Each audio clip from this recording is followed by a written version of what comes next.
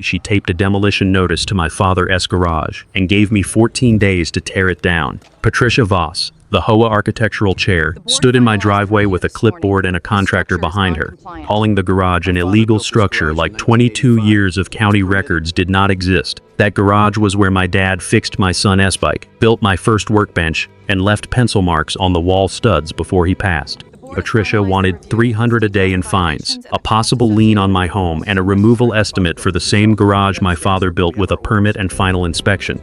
I did not yell. I did not touch her clipboard. I went inside, opened his old fireproof box, and found the county receipt that led me to the permit she should have checked before threatening demolition. By the next board meeting, Patricia was not explaining my garage. She was explaining why her illegal structure notice had my father's permit stapled behind it. Let me back up.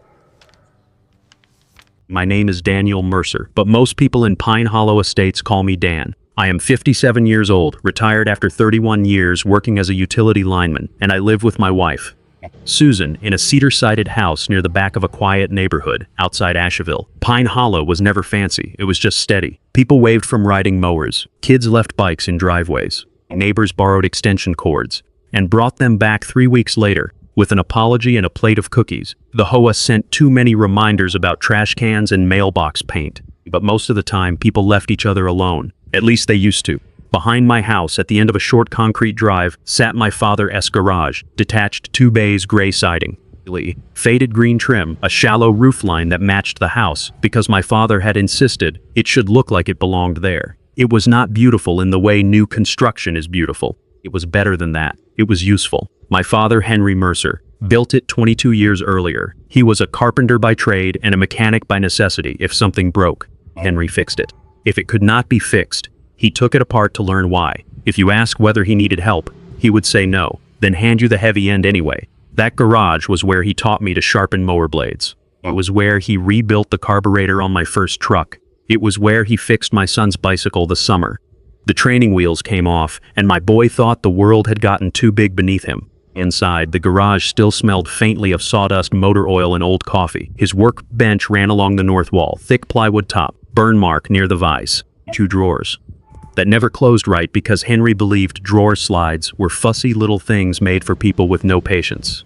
Above the bench, there were pencil marks on the wall studs, measurements, angles, notes only he understood. One of them said north wall shelf, ask Dan to help Saturday. I had not noticed that one until after he passed, after my father died. I did not change much in that garage. Susan said it was because I was preserving it. Maybe she was right, I told myself. I just had not gotten around to cleaning it out, but the truth was simpler. When I opened that garage door, part of my father was still standing inside, wiping his hands on an old red rag, pretending he did not need anybody. So when Patricia Voss taped a demolition notice to that door, she did not just threaten a structure. She put a deadline on my father's fingerprints. Patricia was the chair of the Pine Hollow Architectural Committee, late 50s, short silver hair, pearl earrings, white suv, and a clipboard she carried like it had been issued by a court. She was not the HOA president that mattered later, but she acted like the neighborhood existed because she allowed it to. The first time she mentioned the garage, I was cleaning leaves out of the gutter over the side porch. She stopped at the edge of my driveway and looked past me toward the back of the house. That accessory structure has been flagged, she said. I climbed down 1 rung on the ladder. Flagged by who? The committee, for what? She lifted her clipboard. Non-conforming appearance. Possible unapproved construction. I looked back at the garage. Same gray siding, same green trim, same roofline it had carried for 22 years. Possible? I asked. Patricia smiled the kind of smile people use when they have already decided what they want to believe.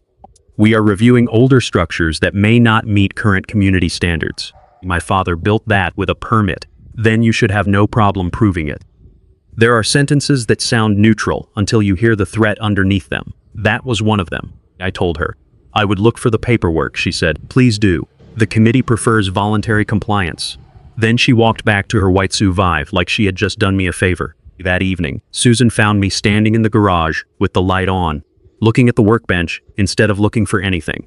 She bothering you about this? She asked. She thinks it was approved. Susan looked around the garage at Henry's garage. I nodded. She stepped inside slowly, the way people do in a room that belongs to someone who is gone. Your dad had permits for everything. I know, but knowing something and proving it are not the same thing. My father understood that. He kept records the way some men keep tools, neatly, stubbornly, and with the assumption that one day somebody would ask a question they should have answered themselves.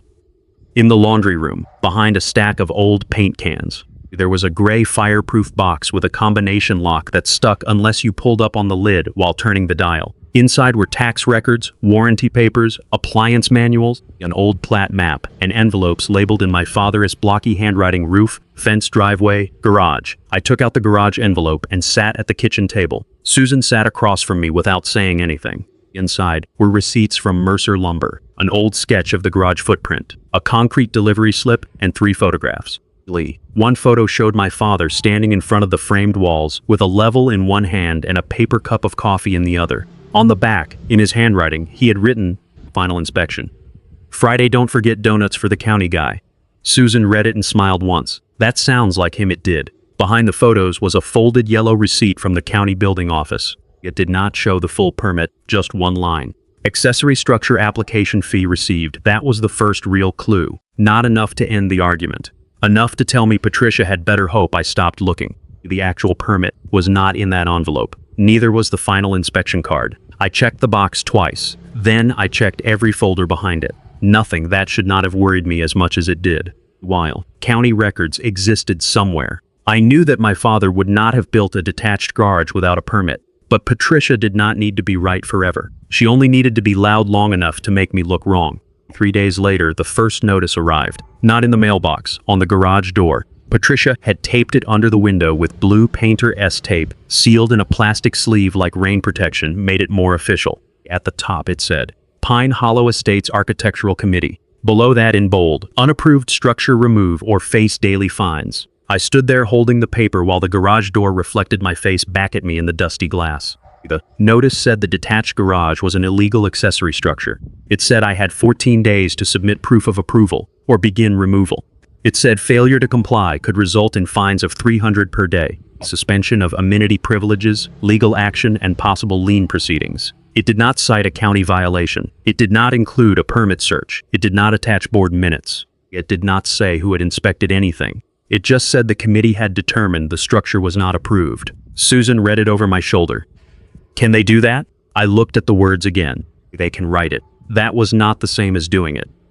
I took the notice inside, placed it on the kitchen table, and photographed it before removing it from the plastic sleeve. Then, I wrote the date and time on the back. My father used to say, paper was patient. It would wait for the truth longer than people would.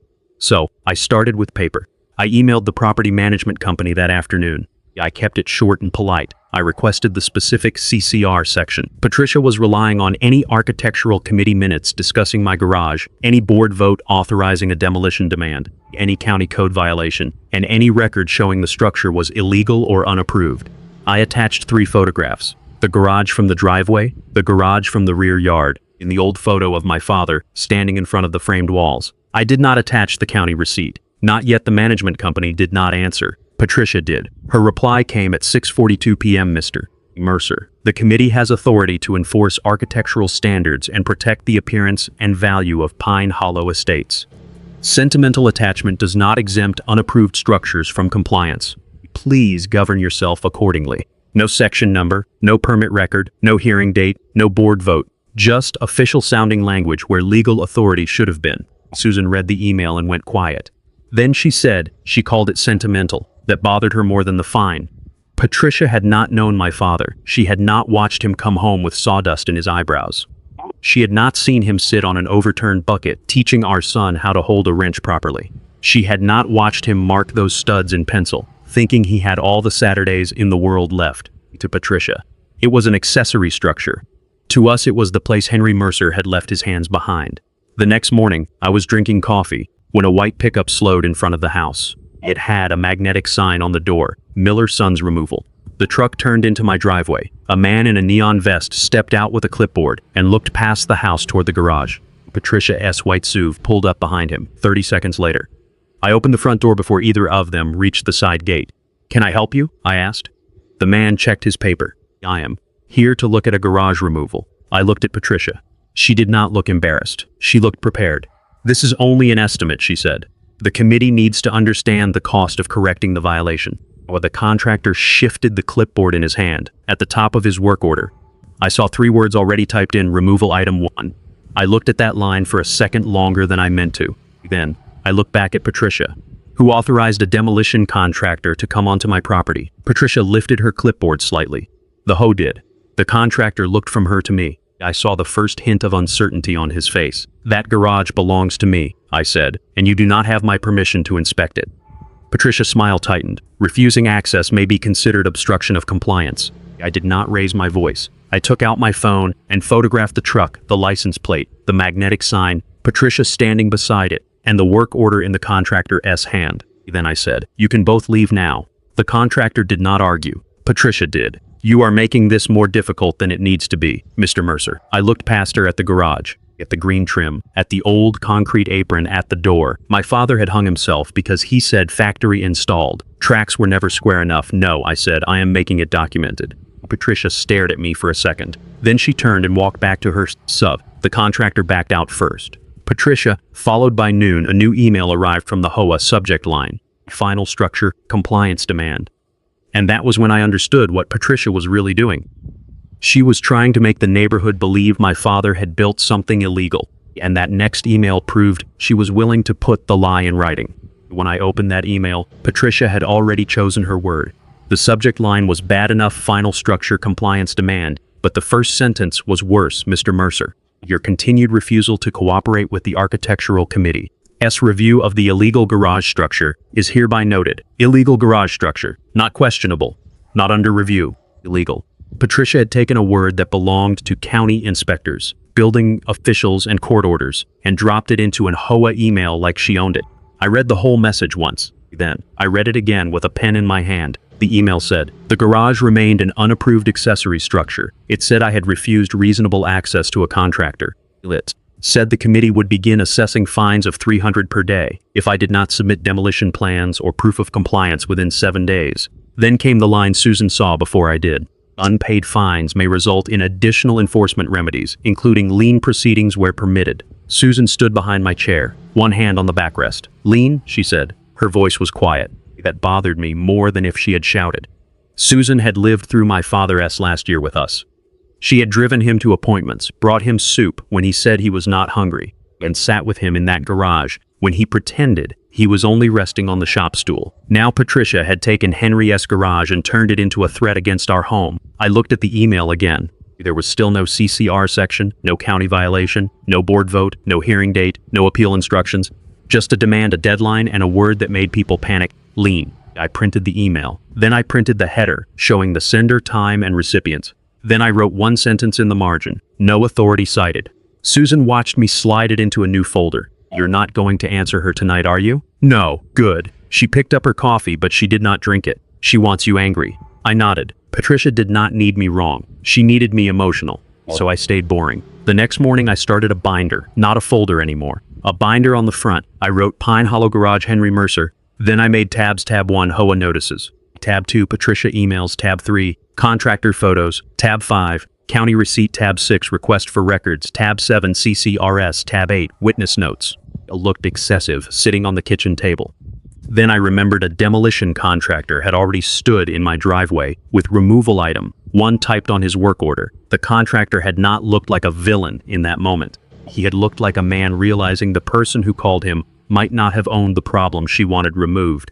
That mattered, because Patricia had not just sent an email, she had pulled someone else into the lie. Excessive was not the problem. Unprepared was. At 8:12 a.m., I sent a reply to the property management company, not Patricia. I asked again for the specific authority supporting the demolition demand. I requested any board minutes authorizing Patricia to declare the garage illegal, any architectural hearing notice, any appeal procedure, any county code violation, and any document showing the garage had been built without approval. I also asked them to confirm whether any lien had been filed or was being prepared before a hearing. I attached the first notice, the final demand, and one photo of the contractor's truck in my driveway. I did not attach the county receipt. "Not yet at 9:03, Patricia answered. Again, not management. Patricia, Mr. Mercer. Repeated attempts to challenge committee authority do not pause enforcement. The association is not required to debate settled compliance matters with individual homeowners." Settled. That was the word she chose. A matter with no citation, no hearing, no county record. and no permit search was now settled because Patricia said it was. I printed it, tab 2 got thicker. By lunch, Susan's phone buzzed. It was a text from Carol Bennett 2 houses over. Is everything okay with your garage? Patricia said there may be a legal issue. Susan stared at the screen for a while. Then she turned it toward me. There it was, the part Patricia wanted. Not just fines, not just demolition, embarrassment. By dinner, 2 more neighbors had asked careful questions, the kind people ask when they want gossip but want to sound concerned. Did Henry build that before permits were required? Is the HOA making everyone check old structures? Are you going to have to tear it down? Susan answered politely, until she got tired. Then she stopped answering. That night, Patricia sent a community email. She did not use my name. She did not have to. Subject line, architectural consistency and unapproved structures. The email said, older structures were being reviewed for compliance. It said the committee had discovered serious documentation gaps involving at least 1 detached structure. It said residents should understand that sentimental attachment did not override safety, legality, or community standards. Susan read that sentence and set the phone face down on the table. She really likes that word, she said. Sentimental? No, Susan said. Override. She was right. Patricia liked words that made her sound above people. Authority, compliance, override, illegal. Lien. I printed the community email and put it under a new tab. Tab 9, public statements. That was the first tab that made Susan look away. Then I sat there looking at the binder. The garage was 20 feet outside the kitchen window, dark except for the small motion light above the side door. I could see the outline of the roof my father had framed for a moment. I wanted to reply to everyone. I wanted to send the old photograph.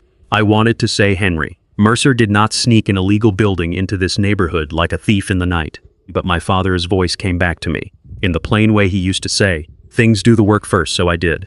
The next morning, I called the county building department. After 2 transfers and 1 hold long enough for my coffee to go cold, I reached Code Enforcement Officer Nate Collins. I gave him my address and explained that my HOA had declared my detached garage illegal.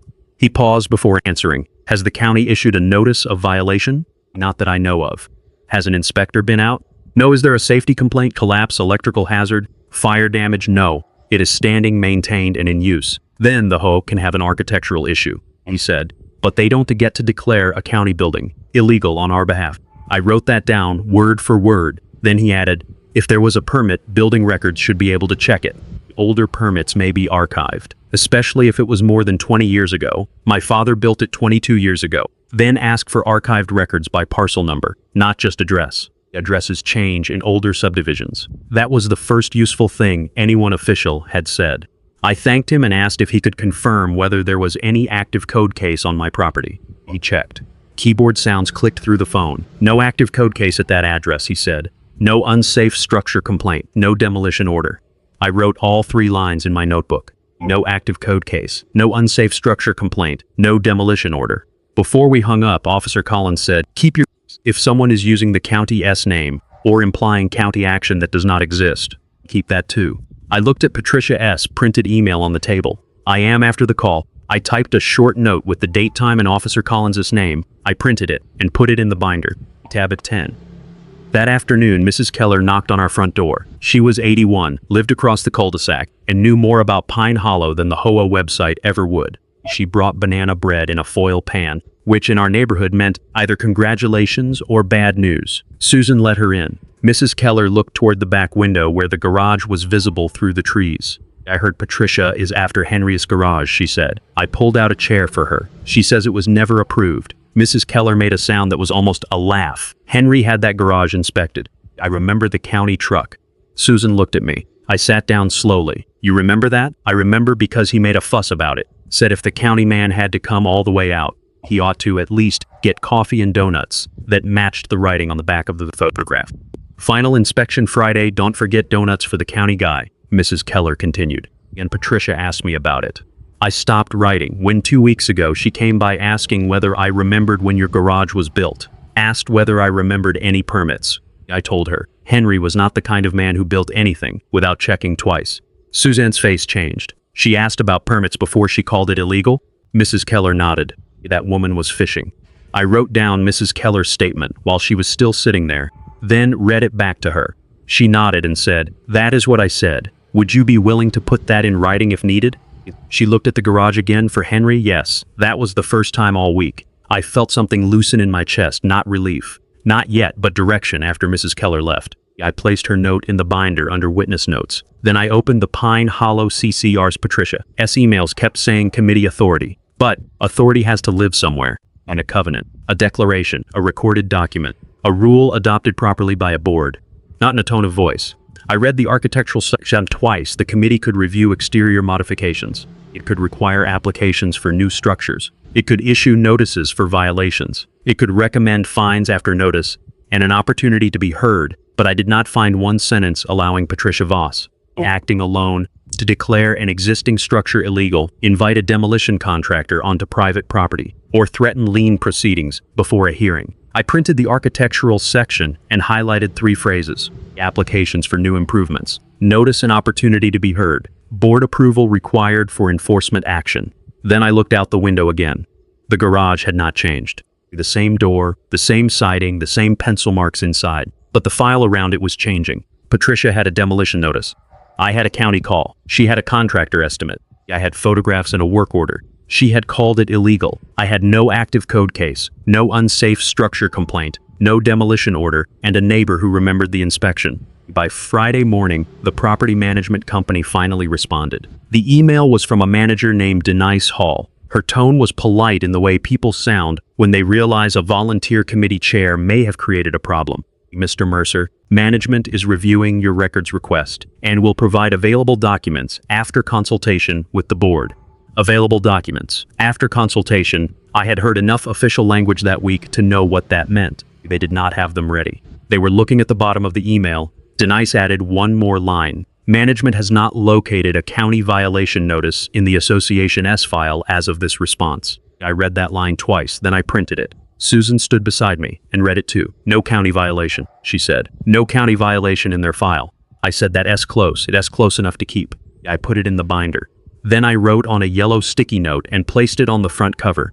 Let her keep writing, because Patricia was still writing, and every time she did, she was making the same mistake. She was treating her clipboard like a permit. The next morning, I drove to the county building department with my father's old address book, the folded yellow receipt, the photograph with his handwriting on the back, and a parcel number Officer Collins told me not to forget. Patricia had spent a week calling my father's garage illegal. By the time I reached the county records counter, I was ready to find out whether the county agreed with her. By the time I reached the county records counter, I was ready to find out whether the county agreed with her. The building department sat on the second floor of the county administration building, above the tax office, and across from a hallway that smelled like old paper, floor wax, and burnt coffee. There were no marble columns, no dramatic courthouse steps, just a row of metal chairs, a ticket machine that clicked every time somebody pulled a number, and a woman at the counter explaining to a contractor that a permit application was not the same thing as a permit approval. That made me feel better. At least somebody in that building knew the difference. I had brought everything I had, my father's old address book, the folded yellow county receipt, the photograph of him standing in front of the framed garage walls, the parcel number Officer Collins told me not to forget, the first HOA notice, the final demand, and Patricia's email calling the garage illegal. I kept that one on top, not because it was true, because I wanted to watch the county record answer it. A man in his early 60s came to the counter and called my number. His badge said, Mark Delaney, building records supervisor. He looked like a man who had spent 30 years finding things other people swore did not exist. What are we looking for? He asked. A detached garage permit, I said, built about 22 years ago. My father's name was Henry Mercer. Mark took the parcel number first, then the address. Then he asked for my father's full name and the approximate year. His fingers moved across the keyboard slowly, not because he did not know what he was doing, but because he did. After a minute, he frowned. Nothing under the current address. I felt Susan's quiet voice in my head. Lien, I kept my hands flat on the counter. Officer Collins said older subdivisions sometimes changed addresses. Mark nodded. They do, especially out near Pine Hollow. He searched again under the parcel number. Nothing then under Henry Mercer's name, nothing. For the first time that morning, I understood what Patricia had been counting on. Not that there was no permit, that the permit would be old enough, inconvenient enough, buried deep enough that an ordinary homeowner would stop at the first empty screen. Mark looked at the yellow receipt I had brought. This helps, he said. He turned it slightly under the light. The paper was faded, but the printed line was still readable. Accessory structure application fee received. There was a handwritten number in the corner I had barely noticed before. Mark tapped it once. That's not a permit number, he said. That S an archive batch number. I leaned forward. Meaning? Meaning this never made it into the newer digital system. He stood up. Give me a few minutes. He disappeared through a door. Behind the counter, I sat in one of the metal chairs with the binder on my knees. Across the room, a young couple argued softly about a deck permit. A contractor scrolled through his phone. Somewhere behind the wall, a printer started and stopped. I looked at the photograph again. My father, in front of the garage frame, level in one hand, coffee in the other. That little note on the back, final inspection. Friday, don't forget donuts for the county guy. I had spent the last week proving Patricia wrong, but sitting there, I realized I wanted something simpler than that. I wanted the record to remember my father correctly. Mark came back carrying a brown archive folder with a white label peeling at the corner. He set it on the counter like it had weight found it. I stood up before I meant to. The label read, Mercer Henry, Detached Garage Workshop. Permit year 2002. In the upper corner was a permit number Patricia had never bothered to ask for. For a moment, I did not touch it. Mark opened the folder. First page, county building permit, issued to Henry Mercer, detached two-car garage and workshop. Second page, stamped site plan. The drawing showed the house, rear drive setbacks, and the garage exactly where it still stood. Third page, setback approval. Fourth page, electrical inspection sign-off. Fifth page, final inspection card. At the bottom in blue ink was a signature and a date, approved final. Mark turned one more page, certificate of completion. I stared at those words longer than I needed to. Not because I did not understand them, because Patricia had spent a week trying to make my father's work sound like something hidden, careless, or illegal. And here was the county, 22 years later, saying the opposite in plain ink. Mark looked up at me. This was permitted, inspected, completed, and closed. I swallowed once. Closed means no open issue. Closed means the county signed off on the work. Unless there's a later violation or unsafe structure case, this file is complete. There is no active code case. He checked the system again. No active code case, no unsafe structure designation, no demolition order. There they were again. The 3 lines Officer Collins had already given me, but this time they sat beside the permit itself. I asked for certified copies of everything. Mark stamped each page. The sound of that stamp hitting paper felt better than it should have. County building permit, stamped site plan, final inspection card, electrical approval, certificate of completion. Each one got the same certification, true copy from county records. When he finished, Mark slid the packet across the counter. Whatever this is about, he said, keep the certified copies together. I plan to. Then he pointed to the site plan. If someone is questioning location, this drawing matters. It shows the structure was reviewed where it stands. That mattered too. Patricia had not just called the garage unapproved, she had called it illegal. The site plan showed the county approved the garage in that exact spot on the way home. I stopped in the parking lot and called Susan. She answered on the first ring. They found it? She asked. They found all of it. She did not say anything for a second. Then she asked, final inspection?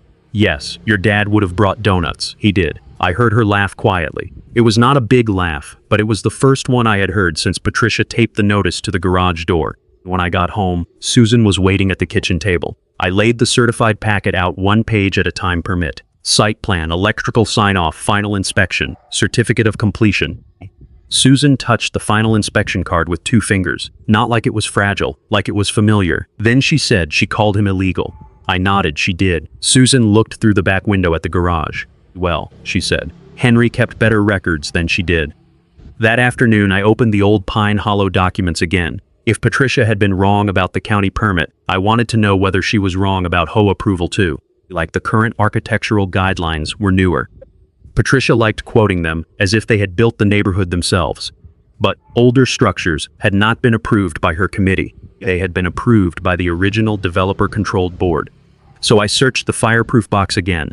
Not the garage envelope this time. The house closing folder, behind the original settlement statement and the first insurance policy. I found a thin packet labeled Pine Hollow Architectural Review 2002. Inside was a letter on old Pine Hollow letterhead. The logo was different back then, less polished, more ink from an office printer than from a branding company. The letter was addressed to Henry Mercer. It said, Detached Garage Workshop approved subject to siding and roofline matching primary residence. I read the line twice, then I looked out the window at the gray siding, the green trim, and the shallow roofline that matched the house because my father had insisted it should look like it belonged there. He had not done that by accident. He had done it because the approval required it. At the bottom of the letter was a signature from the original architectural reviewer and a date 2 weeks before the county permit was issued. I placed that letter behind the certified county packet. Then, I opened the CCRS. Patricia kept saying current standards. But current standards do not automatically erase old approvals. I found the section near the back under architectural review. Existing improvements, approved and completed under prior guidelines, shall remain valid, unless materially altered or declared unsafe by a public authority. I highlighted 3 parts. Approved and completed. Prior guidelines, declared unsafe by a public authority. The garage had been approved. It had been completed. It had not been materially altered, and the county had no unsafe structure case.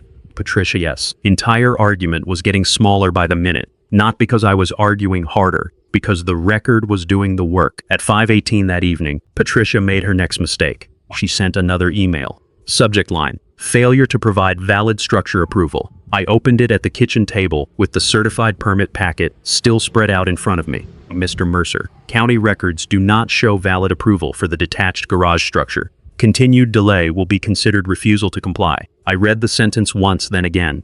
County records do not show valid approval. The certified county permit was sitting under my left hand. The final inspection card was under my right. Susan stood behind me and said, "She wrote that today. She did after you asked management for records?" "Yes, after she asked Mrs. Keller about permits?" "Yes." Susan was quiet for a moment. Then she said, "Dan, she is not mistaken anymore." I looked at Patricia's email, then at the permit, then at my father's name on the approval letter. "No," I said, "now she has documented." I printed the email. I placed it directly behind the certified county permit. Then, I wrote one sentence on a yellow sticky note and pressed it to the front of the binder. Let the record answer first, because Patricia still had her clipboard, but I had my father's permit. The final inspection, the certificate of completion, the old HOA approval letter, the grandfather clause, and a county file that said the garage had been legal for 22 years. And by the time Patricia called the board meeting, the question was no longer whether my father's garage was illegal. The question was why she kept saying it. After the county record proved it wasn't. The board meeting was scheduled for the following Tuesday evening at the Pine Hollow Clubhouse. Patricia made sure everyone knew. The agenda went out on Friday afternoon with one item highlighted under architectural enforcement. Mercer property, detached garage compliance review. No one wrote Henry Mercer's garage. No one wrote permitted structure. Just detached garage compliance review. That was how Patricia worked. She made something sound administrative so people would forget. There was a family standing behind it. I printed the agenda and put it in the binder. Then I did something Patricia had not expected. I emailed the certified county records to the property management company, the board, and the HOA attorney listed on an old annual notice. His name was Paul Whitaker. I kept the email short. Attached, please find certified county records regarding the detached garage workshop at my property, including the original permit, stamped site plan, final inspection card, electrical sign-off, certificate of completion, county records summary, and prior Pine Hollow architectural approval from 2002. I request that the association withdraw all statements describing the structure as illegal or unapproved and remove the compliance item from enforcement. Please also preserve all emails, notices, contractor communications, and committee records related to this matter. I sent it at 9:14 a.m. No one answered that day, but the agenda stayed up. So on Tuesday evening, Susan and I walked into the clubhouse with the binder between us. The Pine Hollow Clubhouse was not much folding chairs, a coffee urn that always tasted, burned framed photos from neighborhood picnics, a bulletin board covered with pool rules and lost dog notices. But that night it felt like a courtroom trying very hard not to admit it was one. About 30 people had shown up, more than usual. Patricia's community email had done its job. People did not come to hear about architectural guidelines. They came to see whether Henry Mercer's garage was going to be called illegal in public. Susan sat beside me in the second row. Mrs. Keller sat on her other side, with her purse in her lap, and her chin lifted like she had been waiting 81 years for someone to underestimate her. Patricia sat at the front table with her clipboard, a stack of papers, and the same calm smile she had worn in my driveway. Patricia was not the HOA president, but she did hold one of the 5 voting board seats while also chairing the architectural committee. That was why her opinion carried more weight than a normal volunteer should have, and that was why her vote would matter before the night was over. Beside her sat Elaine Brooks, another board member, and a retired school principal, the kind of woman who could make a room go quiet by lowering her voice instead of raising it. At the end of the table sat Paul Whitaker, the HOA attorney. He was not smiling. That was the first thing I noticed. The meeting began with the usual business treasurer's report, pool maintenance, a complaint about dogs near the walking trail. Then Patricia straightened her papers. Next item, she said, Mercer Property Detached Garage Compliance Review. While several heads turned toward me, I kept my hands on the binder. Patricia looked at the board, not at me. The architectural committee identified a detached accessory structure that does not appear to have valid approval under current community standards. The owner has been given multiple opportunities to cooperate, but has instead challenged the committee's authority and refused access for review. That was the first lie. I wrote it down, Patricia continued. The structure creates potential liability exposure for the association if unapproved construction is allowed to remain. The committee recommends continued enforcement, including daily fines if compliance is not achieved. Elaine leaned toward the microphone. Patricia, before we discuss fines, has the county issued any violation on this structure? Patricia turned one page on her clipboard. The committee's concern is architectural compliance, not solely county enforcement. Elaine did not move. That was not my question. Has the county issued a violation? The room went still. Patricia smiled. We have not received a county approval document from the owner that satisfies the committee. I opened the binder. Paul Whittaker looked down at the packet in front of him. Elaine turned toward me. Mr. Mercer, would you like to respond? I stood slowly, not for drama, because I was 57, and folding chairs were designed by people who hated spines.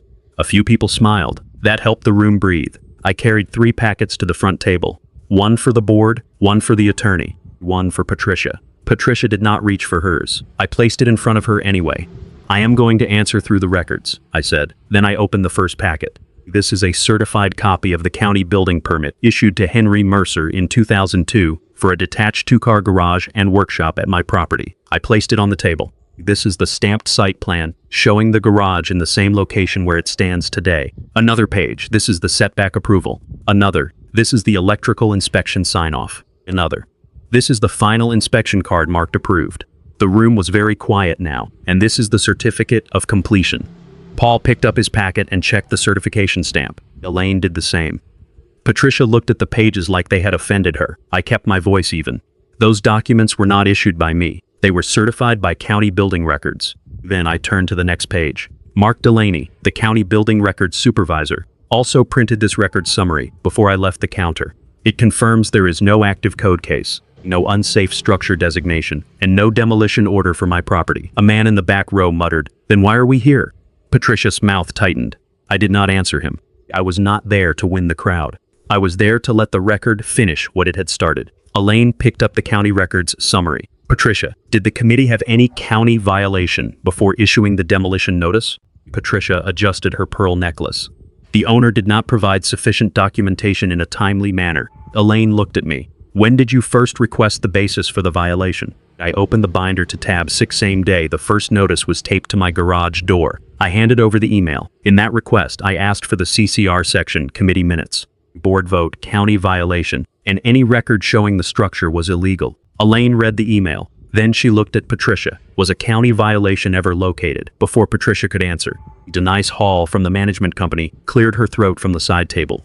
Management has not located one in the association file. That silence was heavier, Patricia said. The absence of a county violation does not remove the association's architectural authority. Paul Whittaker finally spoke.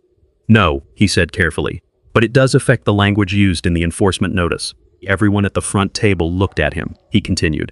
Architectural discretion does not allow the association to misstate county records, declare a structure illegal without support, or threaten demolition without proper authority. For the first time that evening, Patricia's smile disappeared. I turned to the next document.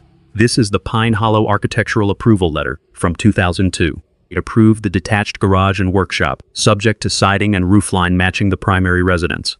Elaine took the letter. Paul took his copy. Patricia still did not touch hers. The garage has gray siding and a matching roofline because my father built it according to that approval. Mrs. Keller raised one hand from the second row. Elaine looked at her. Yes, Mrs. Keller? Mrs. Keller stood with both hands on her purse. I remember Henry building it, she said. I remember the county truck. I remember him joking about buying donuts for the inspector. A few people turned toward her. She did not blink, and I remember Patricia coming to my house 2 weeks ago, asking if I remembered permits for that garage. Patricia sat up.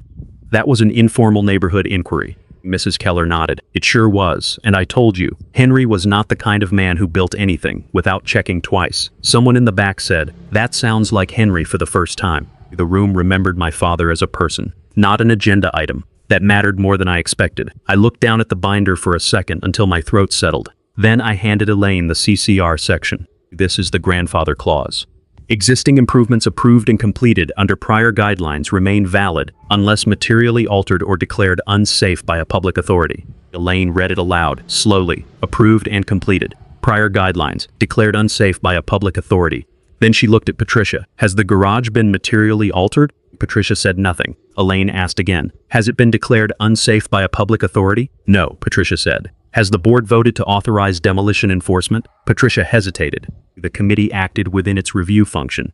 Elaine's expression did not change. That was not my question. Paul looked at his notes. I have not seen a board vote authorizing a demolition demand. Denise added quietly. Management has not located one. The clipboard on Patricia's lap suddenly looked smaller. Elaine turned one more page in my packet. What is this email? I knew the one she meant. That email is from Patricia, I said. It states that county records do not show valid approval for the detached garage. Elaine looked down at the certified county permit beside it, then at the final inspection card, then at the certificate of completion. When was this sent? After I requested the record's basis for the violation, I said, and after the committee had already been asking neighbors about old permits. Patricia leaned toward her microphone. Mr. Mercer is attempting to turn a routine compliance matter into a personal attack.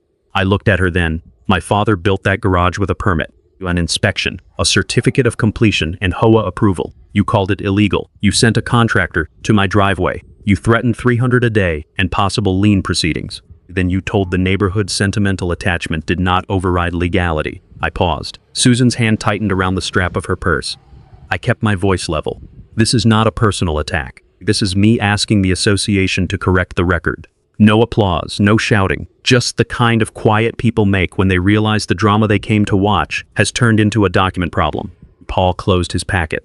My recommendation, he said, is that enforcement be suspended immediately pending full board review. The association should withdraw any active demolition demand, suspend fines related to this matter, preserve all related communications, and issue no further statement describing the structure as illegal unless supported by county authority. Patricia turned toward him. You are accepting his interpretation?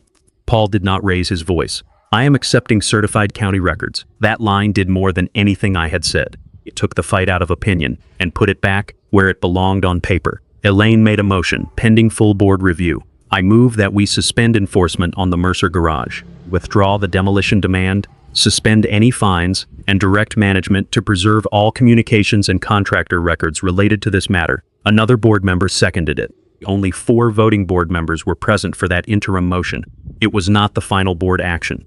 It was an emergency suspension until the full board could review the file. The motion passed 3-1. Patricia voted no, the fines were not canceled yet. The lien threat was not gone yet. No one had apologized, but Patricia's demolition demand had lost its footing in public. Elaine looked at me from the front table. Mr. Mercer, the board will review the records and respond in writing. Thank you, I said. That was all. I did not celebrate. I did not turn around to see who was looking at Patricia. I gathered the binder, helped Susan stand, and walked toward the door. Mrs. Keller caught up with us in the hallway. She patted my arm once. Henry would have liked that, she said. Outside, the evening air smelled like cut grass and rain. Susan and I walked home slowly. Neither of us spoke until the garage came into view behind the house. The motion light clicked on. Gray siding, green trim, same old door still standing. Susan looked at it and said they finally said it out loud. What, that she had to prove it too? I nodded. For a week, Patricia had treated proof like something only I owed. By the end of that meeting, the board attorney had made it clear. A clipboard could start a violation, but it could not survive the record. And Patricia had just learned that in front of the whole room. The next morning, I did not wake up feeling like I had won. I woke up tired. That is the part nobody tells you about standing up to people who abuse authority, even when the room turns. Even when the attorney says the words you needed him to say. Even when the clipboard finally loses, you still have to make sure the paper catches up. Because the fines were only suspended. The lien threat had not been withdrawn in writing. The demolition notice still existed in the HOA file, and Patricia Voss still had a committee title. Patricia was not the HOA president. She never had been. But she was one of 5 voting board members while also chairing the architectural committee, which explained how she had been able to push her enforcement agenda so far before anyone slowed her down. That mattered now, because if the same board that let her start this mess wanted to fix it, they had to do it on the record. So I did what my father would have done. I made coffee, opened the binder, and called someone who knew which letter mattered next. Her name was Rachel Boone. She was not a dramatic courtroom lawyer. She was a real estate attorney in town with a small office over a dental clinic and a receptionist who sounded like she had heard every HOA story twice. Rachel reviewed the binder for 40 minutes without saying much. Permit, stamped site plan, final inspection, certificate of completion, old Pine Hollow approval letter, grandfather clause, Patricia S. emails, contractor photos, community email, county records summary, meeting notes. When she finished, she tapped Patricia S. County records do not show valid approval email with the back of her pen. This is the problem for them, she said. Not the demolition notice. That too. But this one came after you had already requested records, and after she had started asking neighbors about permits. It makes it harder for them to call this a simple misunderstanding. Susan sat beside me, hands folded. What happens now? Rachel looked at her, not just at me. Now we give the board a clean way to fix it before they make it worse. That sentence mattered. Rachel did not promise revenge. She promised correction. The letter went out that afternoon. It was addressed to the HOA board, the management company, Paul Whitaker, Patricia Voss, and Miller Sons removal. It was not loud. It was precise. It demanded that the association cancel all fines tied to the garage, withdraw the demolition notice, confirm that no lien had been filed, and that no lien would be filed while the disputed fines were pending proper hearing procedures, issue a written correction to the neighborhood, reimburse my documented attorney fees for the demand letter and records response, preserve all related records, and adopt a policy requiring county verification before any structure was described as illegal. Rachel also demanded that no committee chair be allowed to contact demolition contractors, towing companies, or outside vendors for work on private property without written board authority and proof of legal access. At the end, she gave them 10 business days, not to apologize, to correct the record. 2 days later, Miller Sons Removal sent Rachel a statement. The owner wrote that his company had been contacted by Patricia Voss for a removal estimate on an unapproved garage structure, but that Miller Sons had not received a county demolition order, a court order, owner consent, or written board authorization, allowing entry onto my private property. He added one line that I read 3 times. We left the property. When the homeowner advised that no permission had been granted, the contractor was not trying to be brave. He was trying to get his company out of Patricia S. mess. I respected that. Rachel placed the statement behind the work order photo. Another tab got thicker. By the end of the week, the HOA's insurance carrier had been copied into the matter. That changed the tone. The emails stopped sounding like Patricia. They started sounding like people who had discovered folders can become exhibits. Paul Whitaker requested a special board meeting. This one was not open to the whole neighborhood at first. Rachel told me that was normal. Some legal review could happen in executive session, but any board action affecting enforcement had to come back into the record properly. So we waited. I kept mowing the yard. Susan kept making dinner. The garage kept standing. That was the strange part. For 2 weeks, the same building Patricia had called illegal did the most ordinary things in the world. It held my father's tools. It kept rain off my mower. It caught the evening sun on the same green trim it had worn for 22 years. Nothing about it had changed. Only the story around it had 8 calendar days after Rachel's letter. Before the 10 business day deadline expired, a certified envelope arrived from Pine Hollow Estates. I carried it to the kitchen table before opening it. Susan stood across from me. Neither of us sat down. Inside were 4 documents. The first was a formal withdrawal of the demolition notice. The second canceled every fine connected to the garage. The third confirmed, in writing, that no lien had been filed against our property, and that no lien would be filed related to the disputed garage enforcement.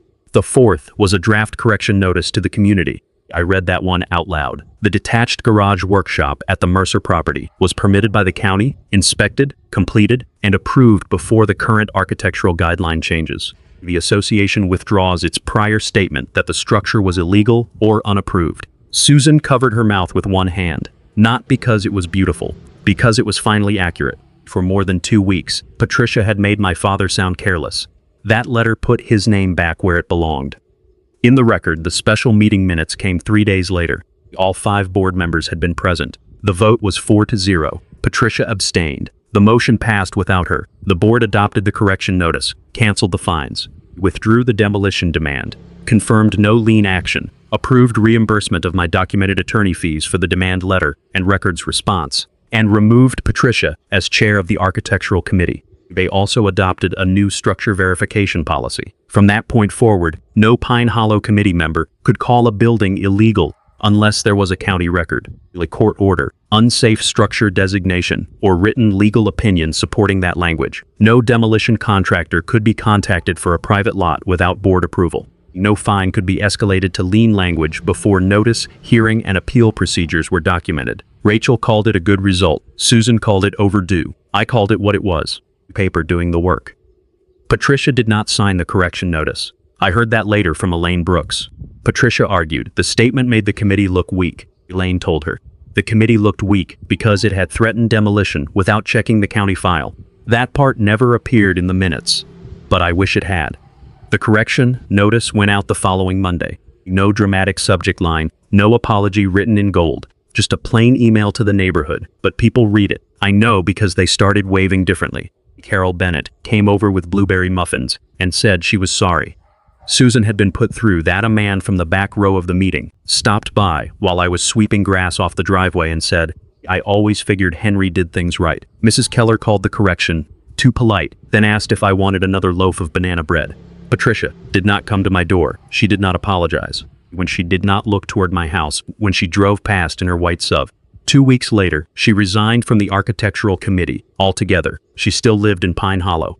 She still had her pearl earrings. She still had that tight little smile, but she no longer walked up driveways with a clipboard like the neighborhood belonged to her. That was enough for me. On the first Saturday, after everything was settled, I went into the garage before sunrise. Not because I had to defend it, because I wanted to work in it. There was a section of green trim on the west side that had needed paint since last fall. Patricia had mentioned it once in passing, before she decided the whole building was illegal. I sanded it down, wiped it clean, opened the paint can. Susan came out with coffee and watched me for a minute. "You know, you don't have to do that now," she said. "I know, then why are you doing it?" I looked at the trim, then at the workbench, then at the pencil marks on the stud above the north wall. My father used to say, if something is worth defending, it is worth maintaining. Susan smiled. "That sounds like Henry," I painted slowly. No audience, no meeting, no Patricia, just the brush, the wood, and the morning light coming through the open garage door. When I finished, I put the lid back on the paint can and cleaned the brush in the utility sink my father had installed, crooked, because he said water did not care about perfect. Before I turned off the light, I looked again at the pencil mark on the wall, north wall. Shelf asked Dan to help Saturday. For 22 years, that garage had stood because my father built it. Right. For 2 weeks, Patricia tried to make people believe he had not. In the end, she had a clipboard, a rumor, and a committee title. My father had a permit, a final inspection, an approval letter, and a son who knew where to look. An HOA notice does not erase a county permit. A clipboard does not overrule a final inspection. A committee title does not create demolition authority. And calling something illegal does not make it illegal when the record says otherwise. So if an HOA Karen has ever threatened your garage, your shed, your fence, your driveway, or your family property like they owned it, tell your story in the comments. And if you believe a county permit, a calm record, and one stubborn homeowner should beat fake HOA authority, subscribe for the next property line justice story.